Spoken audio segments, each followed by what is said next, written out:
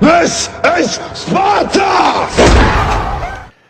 Hi there everyone, it's Del back from Spartan Racing, and I just wanted to do a additional video to cover something in Assetto Corsa using the direct drive wheel, the Fanatec DD2 that I'm using.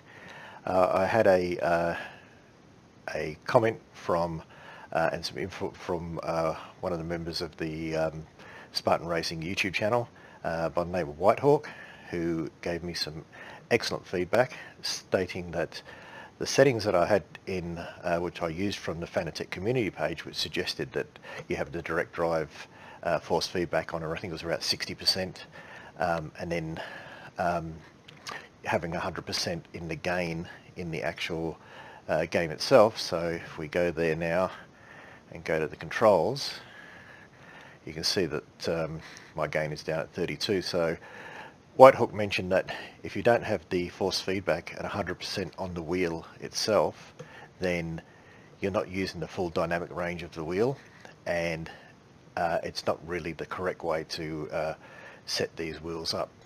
So I did a bit of research and he was absolutely right. One thing I did notice was when I had my wheel set at about 50 or 60% and I had my gain at 100%, it felt great in Assetto Corsa, but I was actually getting clipping. One of the apps that I use on screen was telling me that my force feedback was needed to be reduced, so therefore my force feedback was clipping. So I changed my wheel to 100% force feedback, and I came into the game and reduced the gain down, and I played with a few settings and I got to 32%, which gave me the same feeling I had when I had everything around the opposite way. And on top of that, I was getting no clipping whatsoever. So this seems to be the correct way to set the wheel up, and it's the correct way to get the most out of the base. And again, thank you Whitehawk. It was some great information, and I really appreciate any feedback that I get through the channel, and especially, like I've always said, there's smarter people out there than me, and everything we can do to help each other is always going to be of a benefit. So now I'm finding I'm getting the same feeling. The car feels just about the same. The force feedback's excellent. The fidelity through the wheel is fantastic, and the results that I'm actually getting within the sim itself is really nice. And as you can see, I have a little app in the middle of the screen there, and whenever I peaking the force feedback, it'll come up telling me.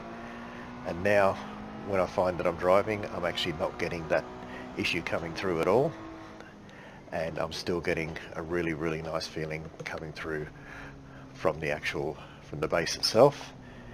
I'm picking up a lot of really nice tones, bumps and curves, and yeah, really getting an excellent feeling. So I can't thank Whitehawk enough. It was really good information. So where it would make sense is in other games such as Race Room, and I think R-Factor actually tells you to have R-Factor, I've actually got my wheel dialed down a bit, which I'm going to go back and revisit that, and I'll post a video on R-Factor as well shortly.